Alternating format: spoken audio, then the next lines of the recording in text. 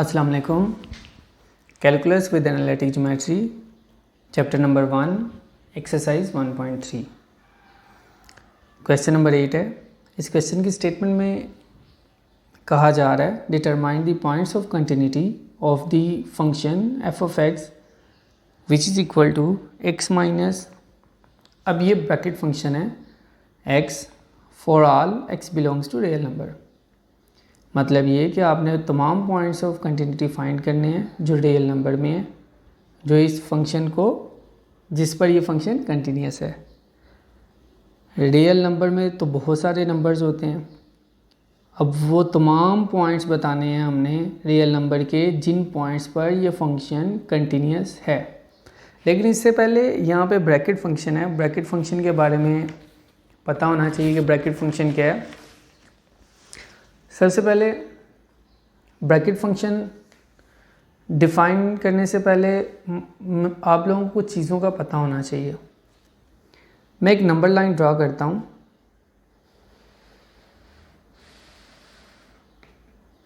ये एक number line है। अब इस नंबर लाइन में यहाँ पर 0, 1, 2, 3, 4 and 5, -1, -2, -3, -4, -5। इधर माइनस इन्फिनिटी होता है और इधर प्लस इन्फिनिटी। मैंने अक्सर ये देखा है, अक्सर बच्चों को ये कंसेप्ट नहीं होता, उन्हें नहीं पता चल रहा होता कि कौन सा नंबर बड़ा है और कौन सा नंबर छोटा है। एक बात याद रखिएगा, 1 0 से बड़ा होता है, 2 1 से बड़ा है, 3 2 से बड़ा है, 4 इन तमाम नंबर से बड़ा है और 5 इन तमाम नंबर से बड़ा है। ये तो सबको पता है। कन्फ्यूजन बच्चों को अक्सर होती है नेगेटिव नंबर्स में। यहाँ पर देखिए -1 और -2, बताएं -1 बड़ा नंबर है कि -2। अक्सर बच्चे कहते हैं -1 बड़ा है, कुछ बच्चे चंद बच्चे ऐसे होते हैं जो कहते हैं -2 बड़ा नंबर है क्योंकि 2 बड़ा है। नहीं, ये गलत है। याद रखिएगा -1 -2 से ग्रेटर नंबर है, -2 -3 से ग्रेटर है, -3 लेफ़्ट वाले तमाम नंबर से ग्रेटर है, -4 लेफ़्ट वाले नंबर से ग्रेटर है। अगर कि मैं कहूँ 3 तो 3 बच्चों इन सब से ग्रेटर है, 2 से भी बड़ा है, 1 से भी बड़ा है, 0 से भी 3 बड़ा है, -1 -2 -4 -5 -10 से भी 3 बड़ा है। हमेशा राइट वाला नंबर बड़ा होता है, लेफ़्ट वाला नंबर छोटा होता है। पहली बात तो ये। तो अगर मैं आपसे कहूँ कि मुझे बताओ कि -2 बड़ा है या -3, तो कौन सा नंबर बड़ा होगा? -3, क्योंकि -2 क्योंकि -2 राइट पर है। अगर मैं कहूँ कि -4, इससे बड़ा इंटीजर कौन सा है?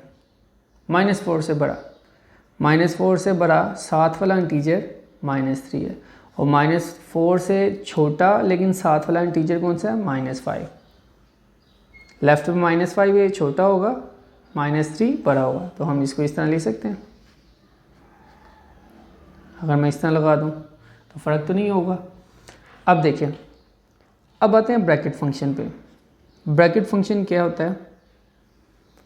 थोड़ी सी वीडियो यहाँ पे लंबी हो गई, मुझे लगा कि मुझे ये चीज़ बतानी चाहिए क्योंकि अक्सर बच्चों को ये चीज़ क्लियर नहीं होती। अब ब्रैकेट फंक्शन का मतलब क्या है? ये ब्रैकेट फंक्शन हमें क्या कहता है? ब्रैकेट फंक्शन हमें कहता है ग्रेटेस्ट इंटीजर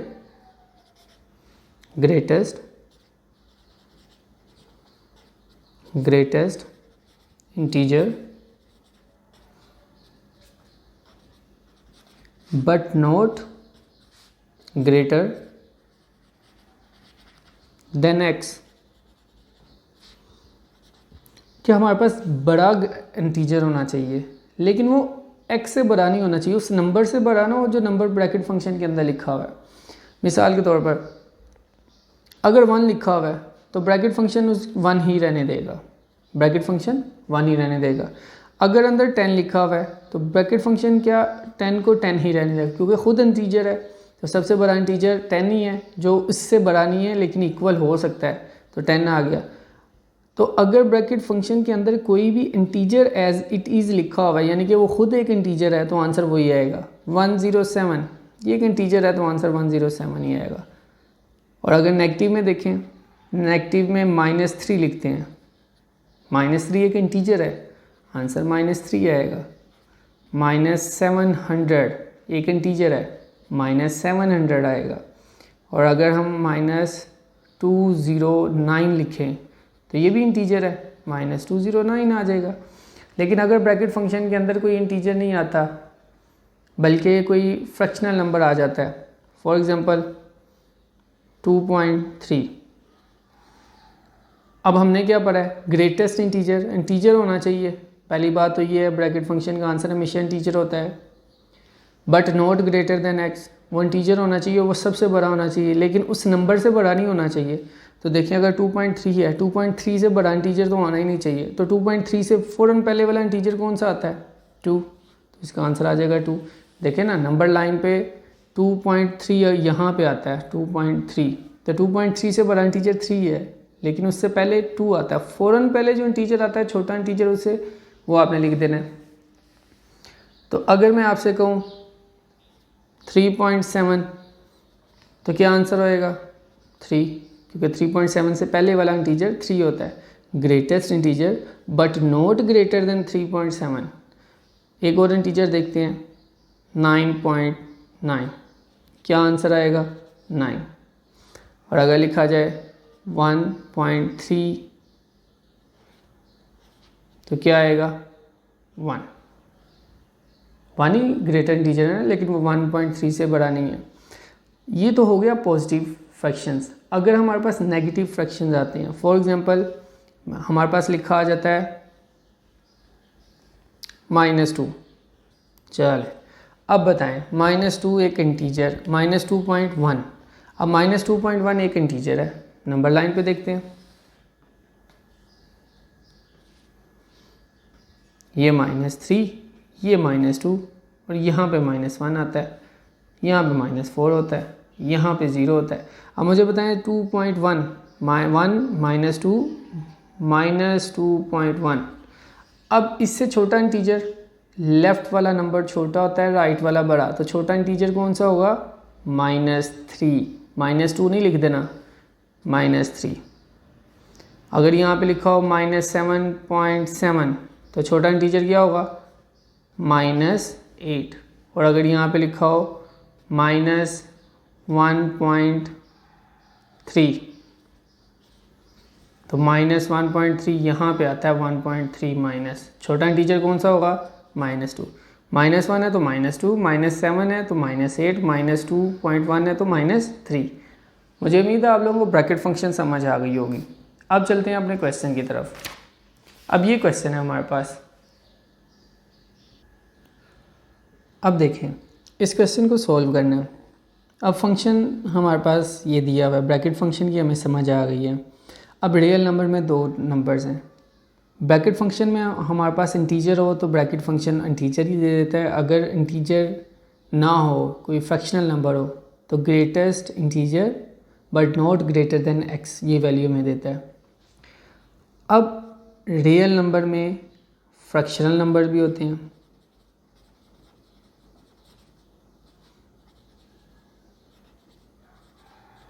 और इंटीजर्स भी होते हैं। तो इस क्वेश्चन को बेसिकली 2 केसेस बन जाएंगे, एक केस बनेगा फ्रैक्शनल नंबर्स के लिए, एक इंटीजर्स के लिए। तो हम सबसे पहले केस 1 एक केस ले लेते हैं। इसमें हम कहते हैं लेट कर लेते हैं कि x is decimal. Case 1, if x is a decimal number, कि x एक डेसिमल नंबर है, कोई पॉइंट वाला नंबर है, हमारे पास फ्रैक्शनल नंबर है। हम कोई भी एक आर्बिट्रेरी नंबर फ़र्ज़ कर लेते हैं, let x is equal to कोई भी नंबर फ़र्ज़ कर लेते हैं 3.5। अब फ्रैक्शनल नंबर,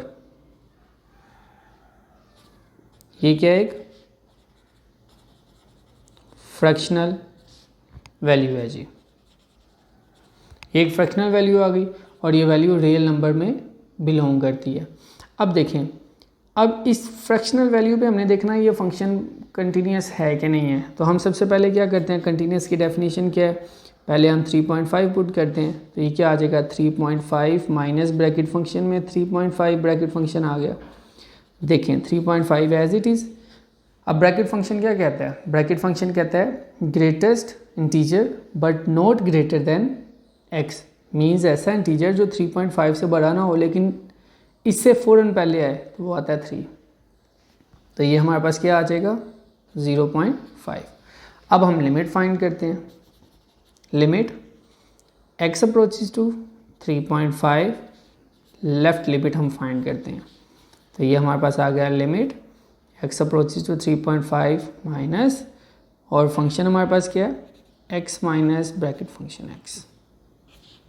लें जी हम वैल्यू पुट करते हैं 3.5 माइनस 3.5, ब्रैकेट फंक्शन क्या कहता है, same greatest integer but not greater than 3.5, सो वो नंबर क्या होगा 3। तो भी ये आ गया 0.5। अब राइट हैंड लिमिट फाइंड करते हैं, limit x approaches to 3.5, right hand limit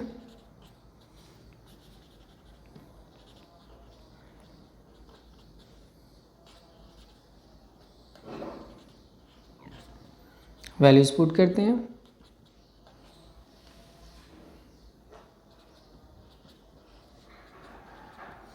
bracket function definition apply करते हैं और ये आ गया 0.5।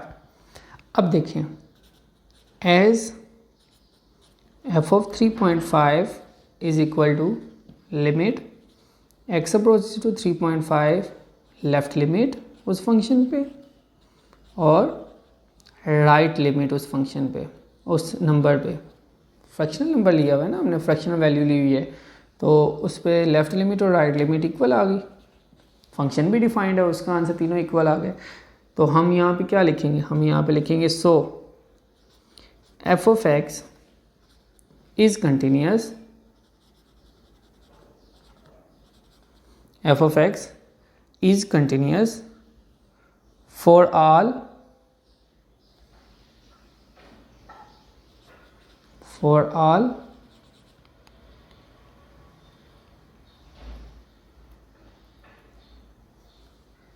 fractional values of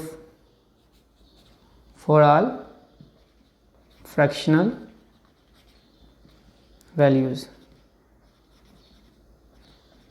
of x belongs to real number। मतलब कि फंक्शन f of x जो है वो तमाम फ्रैक्शनल वैल्यूज़ जो रियल नंबर्स की हैं उसके लिए ये कंटिन्यूस है। तो फ्रैक्शनल वैल्यूज़ के लिए हमने इसे कंटिन्यूस कर दिया क्योंकि ये एक ख़ास वैल्यू फ्रैक्शनल वैल्यू की 3.5 ली थी। आप कोई भी एक फ्रैक्शनल वैल्यू लीजिएगा उसके लिए ये कंटिन्यूस होगा। अब हम करेंगे इंटीजर्स के लिए। इंटीजर्स के लिए कैसे करेंगे, वो हमारे पास केस 2 होगा। अब केस 2 करते हैं।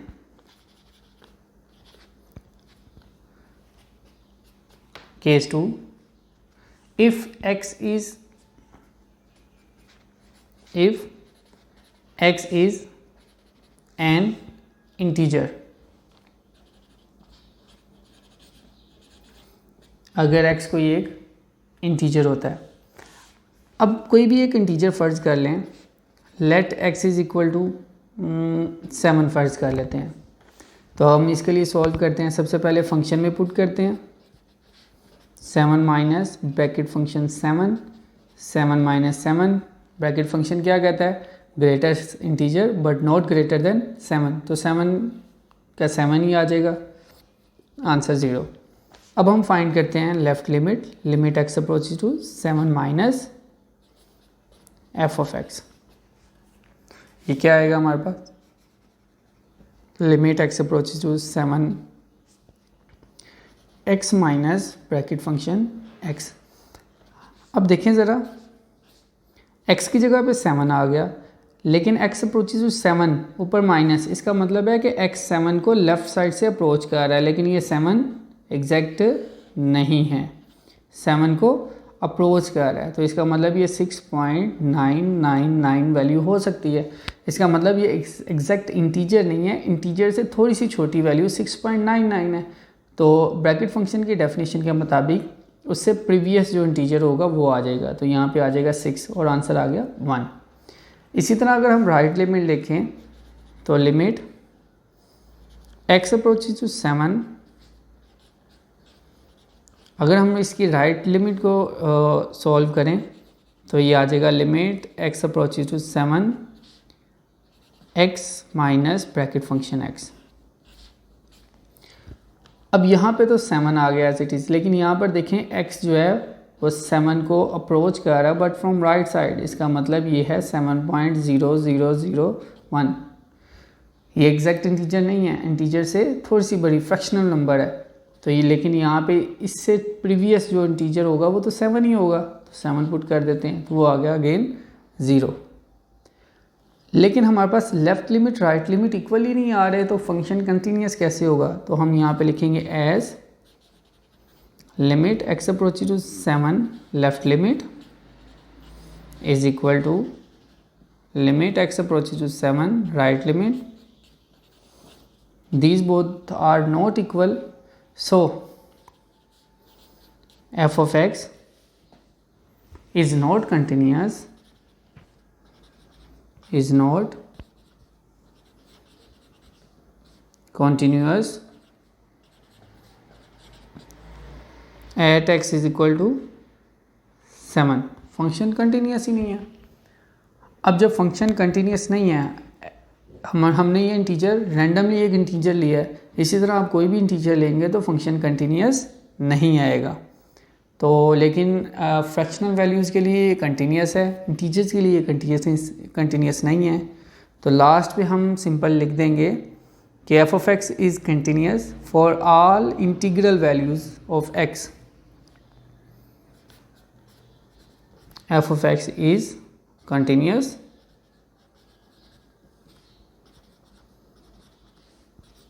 for all integral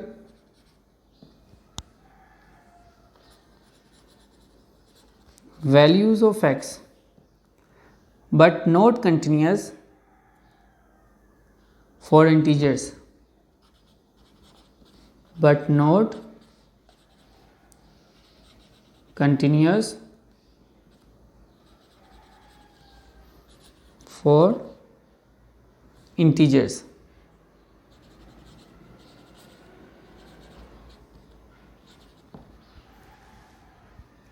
ये इसका आंसर है। Thank you.